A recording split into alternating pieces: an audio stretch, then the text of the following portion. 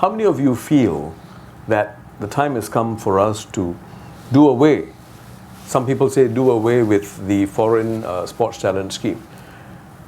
Or can it coexist? We are not bringing anybody else in. We are finished with that. So I don't think we need to harp finished, upon right? that. We have not closed it yet. But it's not as intensive as before, I guess. But for a time, I don't know if there are others who share this view. There were many Singaporeans who felt that we were just importing the talent so that we could gain the medals. There are about 1,400 cadred athletes today. And those that came in under the Foreign Sporting Talent Scheme, they represent 2.5%. But for us, as locals, I think we really have to focus on youth development. For that, the base will be very strong for us. In fact, I totally echo that point. But you see, the thing is that when some of the players come in, like say football or some of the other sports, and the key thing about youth is, and with all sports, you need a big pipeline. You need a very strong youth. Frankly, when people talk about foreign talent, I think invariably, usually the focus is on table tennis, largely because they have been quite dominant and they've done well. But many of the athletes have been here for actually quite a number of years. They were not there at a world-class standard, but they built up over time. But they have also actually inspired many young Singaporeans to take up the sport at the primary school level, secondary school level. There are many people who want to be citizens of Singapore. Yeah. And I think we have been quite discerning as to whether bringing in someone who's foreign born to Singapore adds value to our total population. And sports is another avenue in which No, but you'd agree ultimately that making this your home, a desire to make this your home, should be the most important factor. It should be. Otherwise, it becomes mercenary. There are three objectives, there are main three objectives for taking up the citizenship. Firstly, they always say that they were not given the opportunity to play at their own country, at the highest level. Then they find that the opportunity is given in Singapore. Secondly, of course, they say they're paid much better than in Singapore. And last but not least, they always say Singapore is a very safe place. We gave them that opportunity, and they are professional athletes.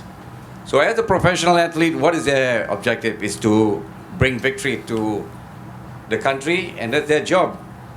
What we haven't been able to achieve yet is a certain critical mass of world-class sportsmen from not just Singapore, but from other countries who will say, okay, I'm coming here because there's a training system in place. We have to develop our own bedrock, and we've got to start soon.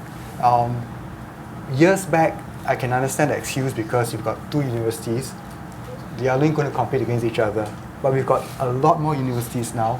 So now's the time to develop that. When we can assure the parents that, oh, you can go to university in NUS, but you're going to have special consideration, you're going to have special arrangements for you, then I'm not going to be worried that I will not have a good degree, you know, and I can still be an Olympian. It's about curbing the attrition and making the allowances for athletes at the university levels. It's a great point.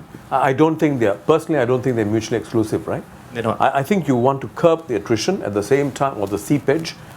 At the same time, you want to have the buzz.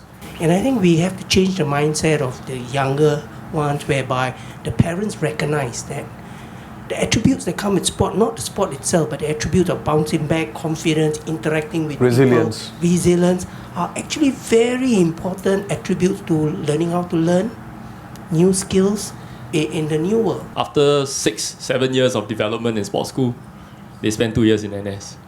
And those crucial years of NS, 19 to 21, I think everyone here will agree that these are the most important developmental years of our athletes to help them take the next step to the elite level. Like for swimming, you have Jocelyn, you have Pat Chan, you had Tao Li. They didn't have to go through national service. And look at what levels they achieved. Even our table tennis girls, they do fantastically well. I think our men, they do have the talent. It's just about seeing where do you want to cut off. The issue of the national service, I don't believe in that. The government has set up a national service, you have to go and serve. When we talk about national service, if we are just only interested in sports and having Singapore excel in sports at all costs, then clearly, if you don't have the 2 years of national service plus NS responsibilities, wouldn't it be easier? It would be, right?